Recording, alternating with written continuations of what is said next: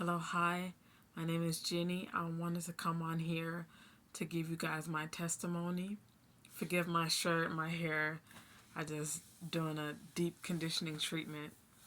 But yeah, so I found God when I was younger. I wouldn't say I found him, but I was in the church with my mom, my sister, my brother, and I came to know God a little as I heard the sermons, but I never truly gave myself to God. I was very shallow, very judgmental. I thought I was better than everyone. And then I went to college. And in high school, I didn't go to church too much because I thought I was older. I didn't need to go. But then I went to college. And in my second year of college, I started going back to church. And I felt like I was getting somewhere with God, like I was getting closer to Him. But then afterwards, I started to smoke marijuana. And that wasn't the first time I smoked marijuana. I smoked marijuana once in high school, but I stopped. But I wanted to smoke in college again because I thought it would get rid of all the anxiety of feeling like I'm less than, like I can't measure up to these smart kids that I go to college with. And unfortunately, when I smoked, I started to hear voices and hallucinate. I was seeing all types of stuff, like scary stuff and like stuff that normal people don't see. But for some reason, in my mind, I couldn't comprehend that it was something that was not normal. I thought it was just how the world was now. I didn't even attest it to the weed. And later on, a psychiatrist that works on the campus saw me and like tweaking, smoking and tweaking. Like I was looking at the trees, I was doing something. I guess he didn't like see that was normal, and he they called me to the um, the psychiatry place on campus, and he told me that he believed that I would that I have a diagnosis of schizophrenia. And they sent me to a hospital, but I didn't go into the hospital because something was happening. It felt like the devil just didn't want me to go into the hospital to get help. And I ended up sneaking out of the containment room, leaving the hospital, and going back on campus and smoking. And then in the last week I was on campus, this was like maybe 2 to 3 weeks after everyone else had left campus because it was almost summer. It was basically summer vacation, and I was I didn't have enough money to buy weed, so I stopped smoking. And my mom was flown on campus because they wanted to make sure I was okay because I was like, I guess I was really bad. I don't have a lot of memory about that time. And my mom could tell the difference. Like I was smiling to myself. I was trying to sneak into cars, doing all types of strange things.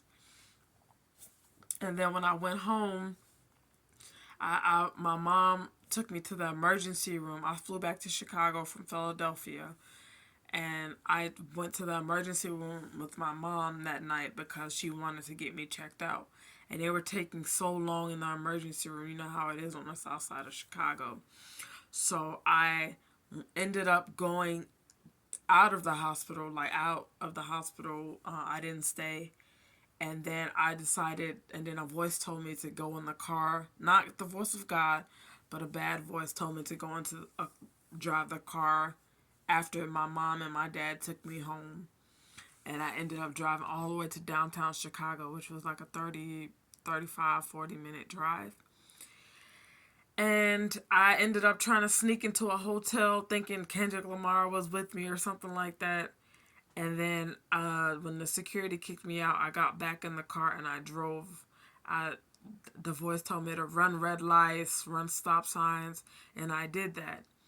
And then I even ran past police officers, but they didn't follow me. They didn't see me, I guess.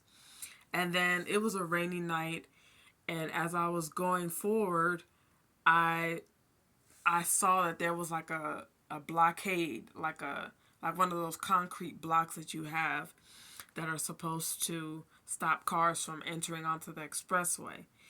And I ended up crashing into that. I tried to press the brakes, but it was rainy, so it was very slippery. And then somebody saw me in the accident. The airbags deployed.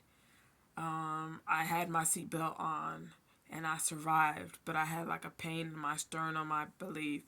And somebody asked me if I think it was a police officer that came up to me. She asked me if I needed help, like if I wanted to go to the hospital, like am I okay? And I said yes, I'm okay. I was just basically shook up about the accident.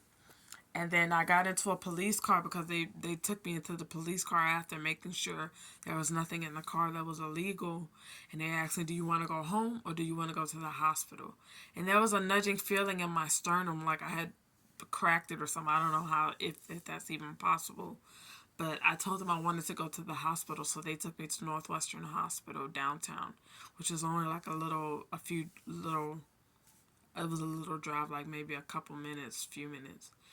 And then when I was in the hospital, I heard a voice that told me to tell them that I was bipolar. Now, at this point, I had no diagnosis, but I heard the voice tell me to tell them, oh, wait, I'm bipolar. So that's what I did. And I screamed it with an attitude because that's how they told me to say it. I didn't know what that would do to me, and what that ended up leading to was them telling me I needed to stay for psych evaluation. And they were holding me down because I tried to leave the hospital, and everything was like really discombobulated. And yeah, and I thought that I could. And they called my parents that night because I was of age, but they called my parents. And I thought they didn't have the right to do that because I was already over 18 and, HIPAA violation or something. But they ended up calling my mom, and she ended up talking about the diagnosis, not the official diagnosis, but the diagnosis that my college psychiatrist told her about. And then so they took me to the psych ward.